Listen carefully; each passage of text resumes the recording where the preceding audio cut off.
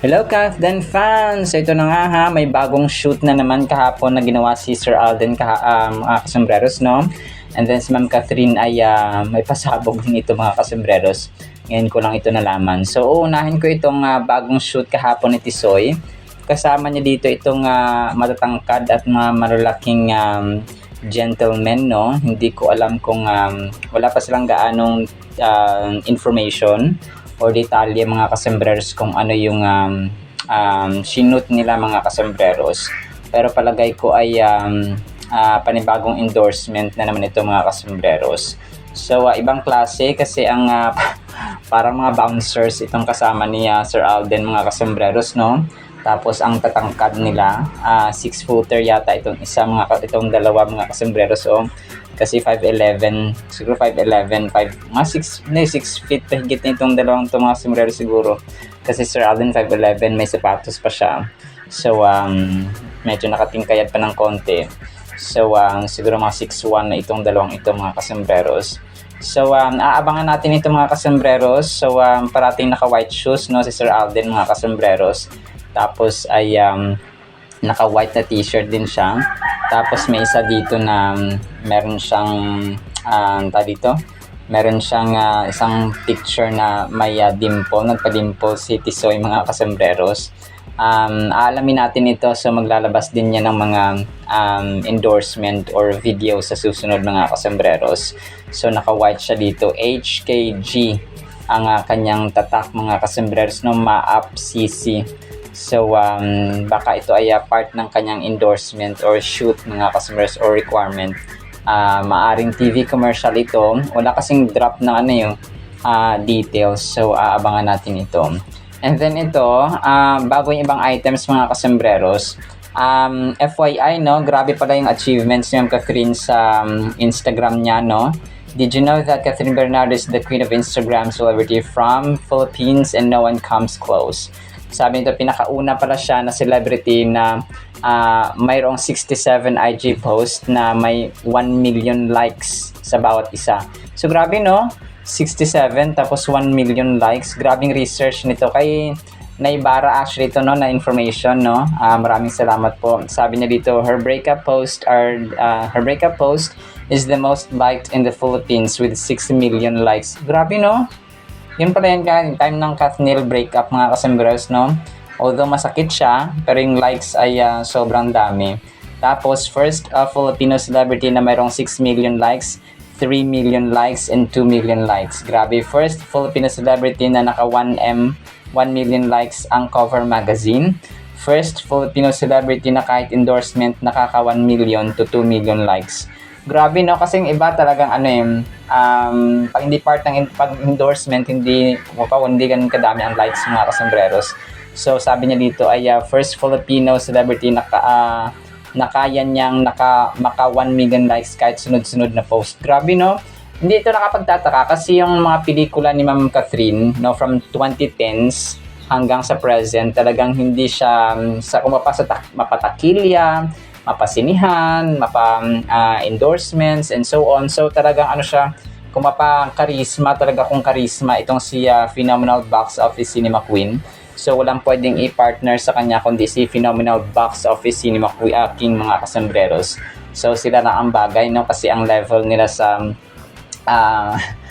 sa karisma at saka sa kaperahan at pagiging down to earth, no, pagiging humble, good vibes, no.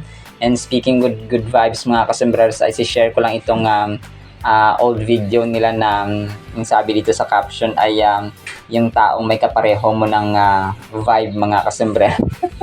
Kasi pag kulitan itong dalawang to, pag seryoso rin dalawang to, pag actingan din dalawang to. So ang challenge kasi sa time na to ng promo nila ng Hilaw Love Again ay finding someone who has same vibes. So parang i-act out nila mga kasombreros, no, yung mga ibibigay na situation dito. So sobrang kulit lang, no, sobrang kulit lang talaga ng dalawang ito mga kasombreros. So kaya parehong-pareho sila ng kumagapa ng vibe mga kasombreros.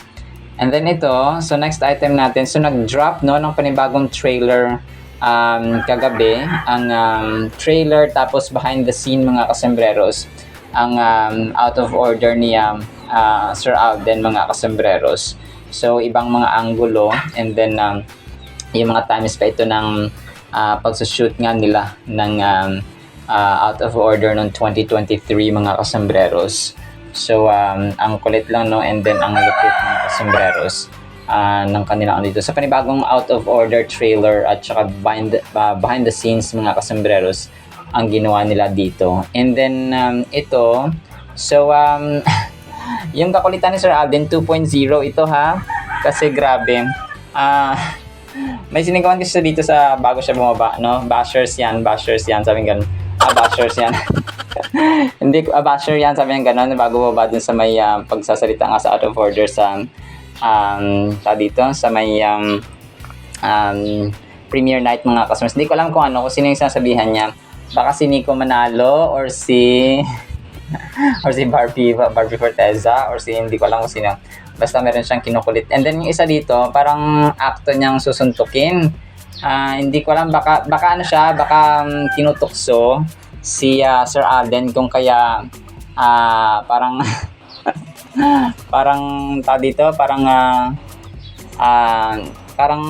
akto niyang sasampalin or parang sasaktan or so on. Hindi ko alam kung pero iba nega sila, pero ito ay para siguro biro-biroan lang nila ito, mga customers, kasi hindi naman ganyan Sir Alden, no. Talagang ito po ay dito, biro-biroan lang ni Sir Alden. Siguro binibiro siya na about kay Maine sa Bulacan and so on. So hindi ko alam, baka ganyan yung dito, kasi ang sa comment ay parang gano'n, no, si Arjo, si Maine daw sa Bulacan, sabing gano'n. So ayon yun sa comment, no, pero hindi kasi natin narinig kung ano yung kasi narinig natin to, congrats sa Alden, congrats sa Alden, congrats sa Alden. So ito yung karamihang naririnig ko dito, mga kasembreros. So tapos yun, parang parang akto niyang sasaktan, pero joke lang niya ito, kasi knowing Sir Alden, hindi siya mapanakita tao, mga kasembreros. And then ito, next item natin. So, isi-share ko lang ito, ha, yung edited picture na ikinasal ang Kathleen, mga kasembreros, no, na kung saan ay sobrang bagay si Tisoy at si Tisay, si Phenomenal Box Office Cinema King and Phenomenal Box Office Cinema Queen, na kung saan ay para na silang kinasal talaga, mga kasembreros, no. Ang grabe, no, parang totoo yung picture, mga kasembreros, pero AI generated lamang po ito. So of course, kung kasalan na ito ay talaga magiging kasalan niya ng milyong Pilipino na sumusuporta sa Kathleen Tandem, mga kasembreros. Grabe, no. So pag dumating ang time na yun, talagang Marian Rivera at Dingdong Dantes na wedding ceremony din ang mangyayari. Kumbaga pa milyon, baka abutin nga ng ilang milyon ang gagastusin, mga kasembreros, para sa kasal ng siguro masabi natin wedding of the decade, mga kasembreros, or wedding of the century. Hindi na century, pero wedding of the decade. So ganun, mga kasembreros. Kasi yung kay Ma'am Marian talaga dati at saka kay Sir Dingdong talagang palong-palo, mga kasembreros. And then ito, next item natin, mga kasembreros, ha, si Sir Nate, no, nag-upload din siya ng kanyang kuhang mga pictures doon nga sa premiere ng Out of Order, no. Si Miss Nate Gonzaga ay talagang loyal die-hard fan ever since, no. Sila talaga yung nagsimula na magkakasama, mga kasembreros, bago pa naging Alden Richards. Ngayon si Sir Alden, dati pa mga bata pa sila ay kumbaga pa magkakasama na sila, mga kasembreros. So kung kaya sobrang close ito sila. So minsan talagang sa mga labas-labas ni Sir Alden sa ibang bansa, kagaya din sa Dubai, ay kasama nila ito ever since, mga kasembreros. Kumbaga pa best friend for life din ito si Miss Nate Gonzaga ni Sir Alden, mga kasembreros. Right? Na siya sa sana po ay pakinggan po natin ang Word of God. Today is October 1 na, mga kasembreros, no? October na po at sobrang bilis ng panahon. Sana po ay pakinggan po natin ang Word of God. At para po sa ating Word of God ay sobrang ganda at sobrang relevant po nito, mga kasembreros, ha? Ang title natin, Huwag Kainggitan. Proverbs 24 verse 1, Do not be envious of evil men, nor desire to be with them. So ito, mga kasembreros, ay huwag nating kainggitan daw ang mga taong masasama. So kasi ngayon, di ba, talagang talamak ang corruption. So nakita natin yung mga masasamang gawa ng mga tao tapos sila po ay mayaman, hayahayang buhay mga kasombrero. So kung iisipin mo, ay dapat mo silang kapapakainggitan kasi hayahay ang buhay nila, may mga private jets, no, talagang hindi sila binabaha, hindi sila hindi sila nagpapakahirap para magkaroon ng income. Ang pera sa kanila parang kahit milyones, bilyones, parang barya lang. So ganun ba mga kasombreros, no? Pero nire-remind tayo ng Panginoon dito, no, through King Solomon, na wag natin silang dapat kainggitan, no? Wag tayong mainggit, masilaw sa kanilang karangyaan or sa kanilang yaman or sa kahit na anumang meron sila mga kasombreros. And nga, wag nating kainggitan ng mga taong masasama in general. So, and sabi pa niya dito, wag nating asamin ba? Wag nating i-desire, no? Wag nating maging goal na maging kagaya ng mga masamang taong ito. So magulat ka na lang, no, yung pangarap ng anak mo, pangarap ng kapatid mo, kung sino man dyan, kilala mo ay maging masama, maging gangster or maging addict mga kasingreros, na wala naman siguro pong ganun. Siguro pag nangarap na ganun ay wala po sa tamang katinuan ng pag-iisip mga kasambreros.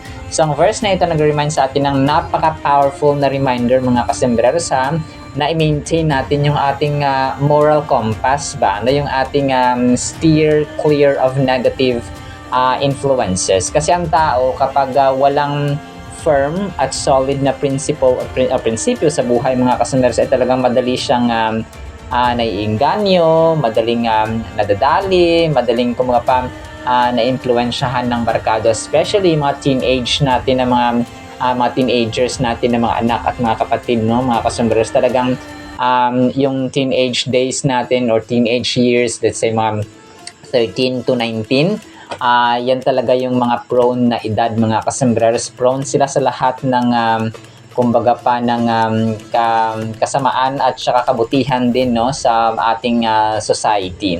Kasi nga dahil sa presence na rin ng technology, no, dahil sa advance ng mga cellphones, mga gadgets and so on. So kumbaga ito yung time na namumulat sila sa katotohanan. Kaya namumulat sila sa ganito ang buhay. Pagpatak ng 20, 21 and so on, so mas lalong nagiging challenging ang buhay, di ba? So ganun mga, pero yung mapupusok mga kasambreros ang edad na ito, no, 13, especially 15 to 19, no, talagang dyan mga kasambreros kasi kailangan talaga nila ng alalay, kumbaga pa, when it comes to making decisions and making choices mga kasambreros. Envy can lead us to covet what others have, even if it means compromising our values or integrity. So, parang gusto mong magkaroon kasi yung inggit ay gusto mong magkaroon ng mga bagay na meron sila na hindi tama mga kasambreros. Kumbaga minsan gagawa ka ng mali, ng masama para lang magkaroon mga kasambreros ng ganun. And later na kahit na tao, no, kasi gusto mong agawin ng jowa o gusto magkaroon ng jowa na meron ng pananagutan pala sa iba, so gusto mo pa rin magkaroon, so which is nadi-lead sa gulo mga kasambreros. Similarly, desiring the company of those who partake in malicious or unethical behavior can tarnish our own character and lead us down a destructive path mga kasambreros. So tarnish, kumbaga madudumihan mga kasambreros, na mamamansyahan ang ating character kasi nga tayo po ay nag-involve doon sa masamang gawain. So kasi yung moral integrity, yung ating dignidad mga kasambreros, valuable. Mahalaga yun mga kasambreros. Unlike sa mga hayop, unlike sa mga other creatures, ang tao po ay may dignity, no? Ang tao po ay may morality mga kasambreros. Hindi tayo hayop, no, na ay hindi natin sila ka-level. That is why nga tayo ang pinaka-special na creation ng Panginoon. So when it comes to integrity, morality, yung respeto, hindi mo yan mabibili ng pera. Hindi mo siya na-earn yung respect mga kasambreros, at hindi mo yan siya hindi mo yan mabibili ng anumang salapi, no? Kasi nga kung ikaw ay kagalang-galang, igagalang ka ng tao kahit na hindi mo yun hingin. So hindi siya hinihingi, no?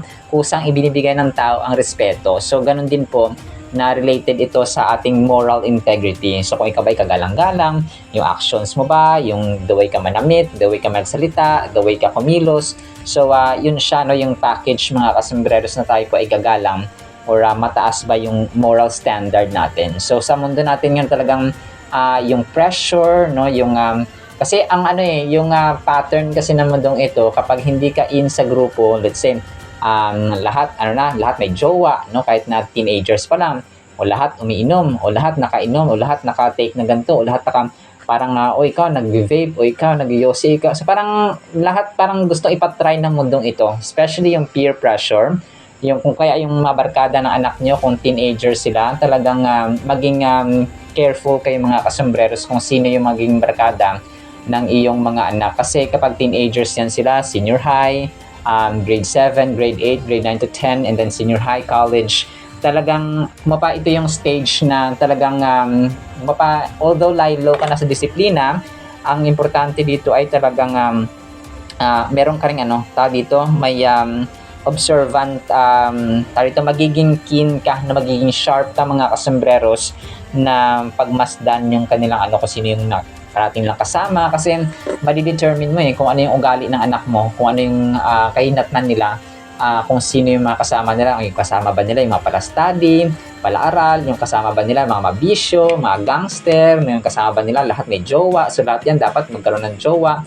So kunya, according nga sa research, no, ang Pilipinas ang may pinakamataas na rate ng pregnancy, teenage pregnancy mga kasombrero sa Southeast Asia. So nakakalungkot man na ang mga kabataan natin dito ay talagang mapupusok mga kasombreros, and tinagurian pa naman tayong the first Asian country mga kasombreros, no, mga Kristiyano.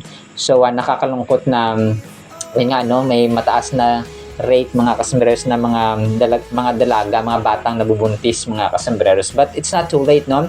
Alam ko magkakaroon ng revival at saka change or transformation ng ating bansa mga kasombreros. So reflecting on your own experiences and learning from past mistakes can also contribute to the development of wisdom. So ang wisdom kasi dito ang in-emphasize ni King Solomon mga kasombreros, no, na hindi ibig sabihin na hayahay sila or maganda yung buhay nila, tas galing naman sa masama, ay kainggitan mo mga kasombreros. And yung inggit in general ay masama po yun.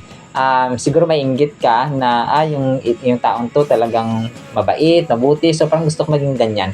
Pero in a sense na hindi naman inggit yung term doon, no? Yung kapag gagayahin mo, inspiration mo ba yung taong mabait or mabuti or nakapagtapos ng pag-aaral, masunod sa magulang, and especially yung mga faithful sa Panginoon mga kasmeros na parang fulfilled, no? At saka full of peace and purpose ang kanilang buhay. So iba kasi yung mga kabataan, mga taong talagang may purpose, may sense of purpose ba ang kanilang buhay mga kasambreros kaysa doon sa wala. So unlock the blueprint of your life, build your fortress on the unshakable foundation of wisdom and understanding. Let divine guidance illuminate your path in the workplace, with family, and in every decision you make. So yan mga kasambreros, wag tayong mainggit at hindi dapat kinainggitan ang mga gumagawa ng masama. Alright, sinama sa ating word of God, ha? Nawa po ipagpalain po tayo ng pag-ibig, pananampalataya, pag-asa, wisdom, no, na nagmumula sa ating Panginoong Diyos. In Jesus' mighty name we pray. Amen and amen. See you sa next segment mga sars, and paalam po.